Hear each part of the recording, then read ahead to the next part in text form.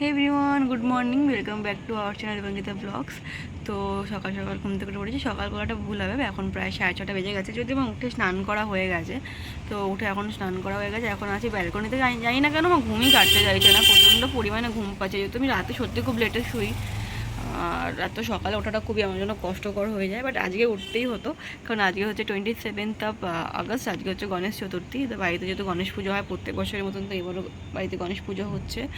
তো সেই জন্যই সকাল সকাল উঠে পড়েছি, উঠে স্নানটাও করে নিয়েছি। এখন ঠাকুরমশাইও অলরেডি শুনছি চলে এসেছে। আমি তো ব্যালকনির সাইডটা বসে রয়েছি। তো আবার যাবো ওই দিকটা। ভেবেছিলাম সকাল সকাল রেডি হয়েই পুজোতে একেবারে বসবো শাড়ি টাড়ি পরে। তবে সত্যি বলতে এতটা পরিমাণে ঘুম পাচ্ছে না, মানে সে রেডি হওয়ার এনার্জিটুকু আমার মধ্যে এখন মনে হচ্ছে নেই।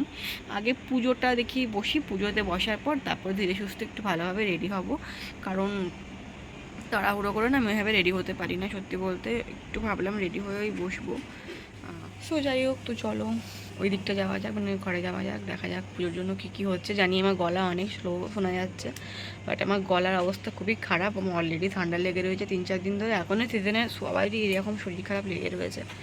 তো চলো যাই, গিয়ে দেখা যাক কী কী হয়েছে না হয়েছে। আমাদের বাড়ির সামনেই একদম গণেশ পুজো হচ্ছে, তাহলে দেখায় দেখতেই পাচ্ছ একদম বাড়ির ওখানে গণেশ পুজো হচ্ছে। এখান থেকে ঠাকুর যদি দেখা যায় না, বাট আমাদের ওই সাইডে জানলা দিয়ে আরও ক্লিয়ার দেখা যায়। ঠাকুরটা দেখা যায় না, বাট স্টেজ ফেজগুলো দেখা যায়। ওম নমো শিবায় ওম সর্বমঙ্গলমঙ্গলাং বরেণ্যং বরদাং শুভাঙ্গে নারায়ণং নমস্কৃত্যং সর্বকাশনাঙ্গে ওম বামে গুরুভ্যো নমঃ পরম গুরুভ্যো নমঃ পরাপর গুরুভ্যো নমঃ পরমেষ্টি গুরুভ্যো নমঃ দক্ষিণেগাং গুরুসাই নমঃ ঊর্ধ্বে ব্রহ্মণে নমঃ ধো অনন্তায় নমঃ পশ্চাতে ক্ষেত্রপলায় নমঃ সম্মুখে গুহিত দেবতা দর্শনমূর্তি সিংহাসনে গাং গণপতয়ে নমো নমঃ বক্রতুণ্ডায় নমো নমঃ সিদ্ধিবিনায়ক নমো নমঃ সর্বদেব সমন্বিতাঙ্গে ইমাং ঘটকে সমারুজ্য তিষ্ঠ দেবী গণেশ গঙ্গাদ্দ সরিত সর্বসারাংশি জলদানদা দাদা প্রশ্রমণা পূর্ণা সর্বপাতন ভূগত সর্বতীর্থানি পূর্ণ অনেন প্রজ্বলিত দীপন গান গণপতয়ে শুভমন্ডাক্য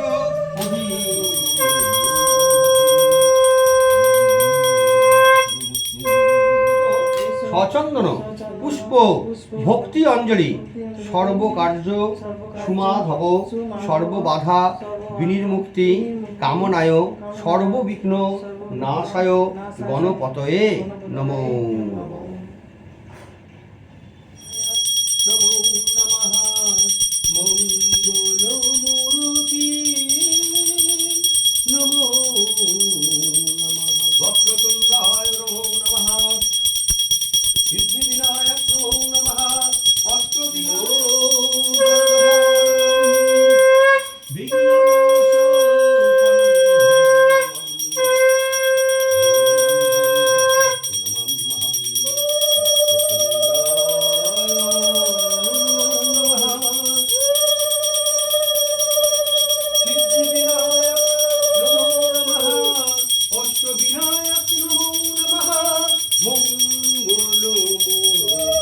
ওম শাং সূর্যায় স্বাহা ওম শাং সূর্যায় স্বাহা ওম শাং সূর্যায় স্বাহা। তো পুজো দেওয়া ফাইনালি হয়ে গেছে। তো এখন একটু এসছি ব্যালকনির সাইডটা। দেখতে পেলে পুষ্পাঞ্জলি দিলাম, গিয়ে এখন হচ্ছে কি যে প্রসাদ খাবো। খুব জোর খিদে পেয়ে গেছে, আর শরীরটা না খুব একটা ভালো নেই, কেমন একটা ঠান্ডা লেগে রয়েছে। সে অনেক দিন থেকে কিছুতেই কমছে না। অ্যাকচুয়ালি ওয়েদারটাই এখন এরকম, এই ঠান্ডা মানে একদিকে বৃষ্টি হচ্ছে, এদিকে প্রচণ্ড একটা ভ্যাপসানি গরম। তো সব মিলিয়ে শরীরটা কিছুতেই ভালো হচ্ছে না, বারবার ঠান্ডা লেগে যাচ্ছে। আর কালকে থেকে তো অতিরিক্তটা মাথা যন্ত্রণা হচ্ছে আমার। কালকে আমার এক্সাম ছিল, তো কলেজ থেকে এক্সাম দিয়ে আসার পর থেকে যে মাথা যন্ত্রণা আমার কালকে শুরু হয়েছে, এখন আমার স্টিল মাথা ধরে রয়েছে। তো সেই কারণে আজকে আমি সেরকম দেখতেই পাচ্ছ কিছু মেকআপ টেকআপ মানে কিছু আলাদা করে কিছু ঝামেলা যায়নি। জাস্ট আমি জুয়েলারি পরেছি আর লিপস্টিক পরেছি আর শাড়িটা পরেছি।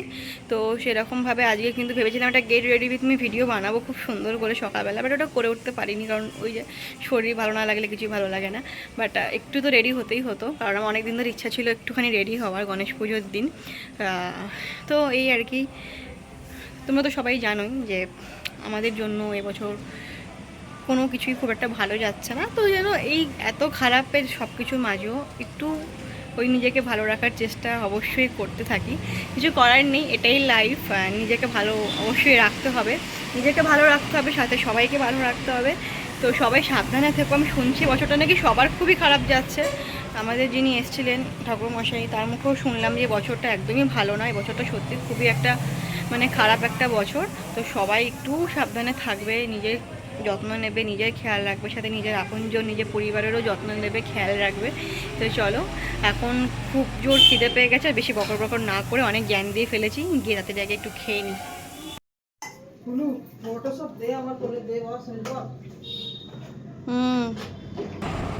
প্রচণ্ড গরম লাগছে আজকে, সেরকম একটা বিচ্ছিরি ভ্যাপসানি গরম হয়েছে।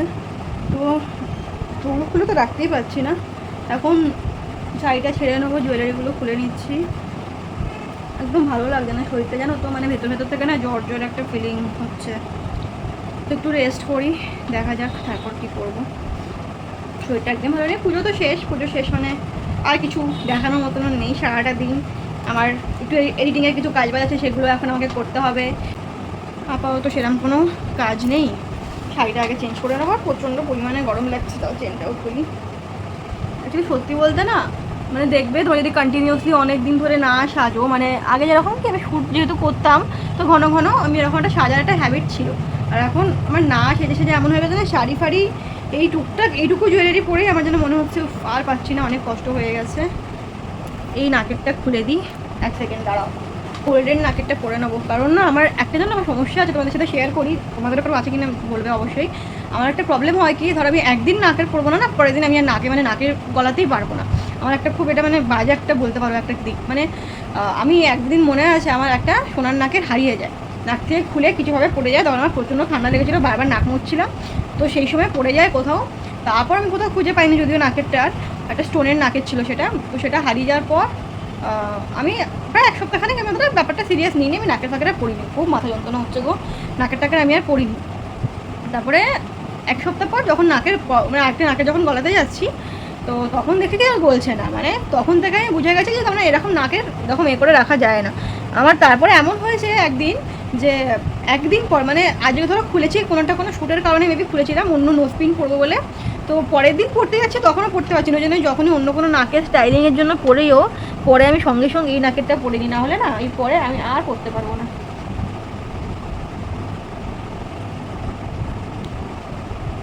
এই যে ব্যাস, তো চলো শাড়িটা ঝটপট করে ছেড়ে নিই। তো একটু শুয়েছিলাম, এডিটিং করছিলাম, এডিটিং করতে করতে চোখ লেগে যাচ্ছে বারবার। যাই হোক, যেহেতু অনেক ভোরেই উঠেছি, এখন যাব খাবো, খুব জোর খিদে পেয়েছে। সকালে সেরকম কিছু খাইনি, একটু অল্প প্রসাদ খেয়েছিলাম, কারণ সকালে না খেতে ইচ্ছে হচ্ছিলো না, খুব গা গোলাচ্ছিলো, জন্য কিছু খাইনি। বাট এখন যাই একটু খেয়ে নিই, খুব জোর খিদা পেয়ে গেছে।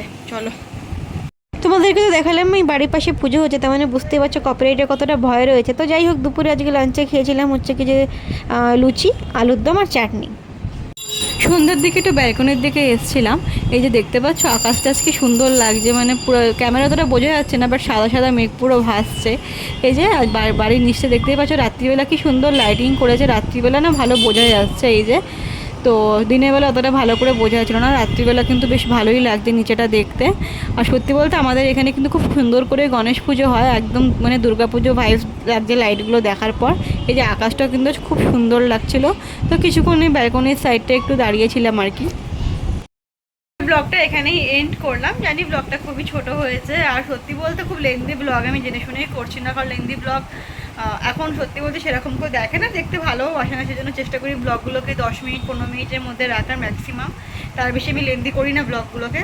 তো যাই হোক, আজকে ব্লগটা এখানে এন্ড করলাম। তো দুপুরে লাঞ্চ করে একটু রেস্ট নিচ্ছিলাম, সেরকম কোথাও বেরানো হয়নি। সন্ধ্যাবেলা একটু বেরিয়েছিলাম বাজারের দিকে, টুকটাক কিছু আমার কাজ ছিল, তো সেগুলো করার জন্য বেরিয়েছিলাম। তো এই জাস্ট বাড়ি এলাম, বাইরে গিয়ে কোনোরকম কোনো ভিডিও আমি করিনি। তো ভাবলাম এখন যেহেতু গান বাজছে না, মানে বন্ধ রয়েছে গান, তো ভাবলাম যে এখন ভিডিওটা এন্ড করে দিই, নাহলে আবার গান বাজা শুরু হলে অনেক রাত অবধি প্রোগ্রাম চলে, তো কখন আবার ব্লগটা এন্ড করবো তার ঠিক থাকবে না, পরে আমি ভুলেও যাই ব্লগ এন্ড করতে, এটা আমার একটা ব্যাড হ্যাবিট।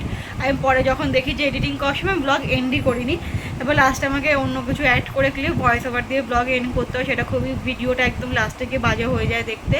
তো যাই হোক, আজকে ব্লগটা এখানে এন্ড করলাম। তো চলো, দেখা হবে খুব শীঘ্রই নতুন ব্লগের সাথে। সবাই ভালো থেকো, সুস্থ থেকো, খুব শীঘ্রই দেখা হবে নতুন একটা ব্লগের সাথে। Tata, by.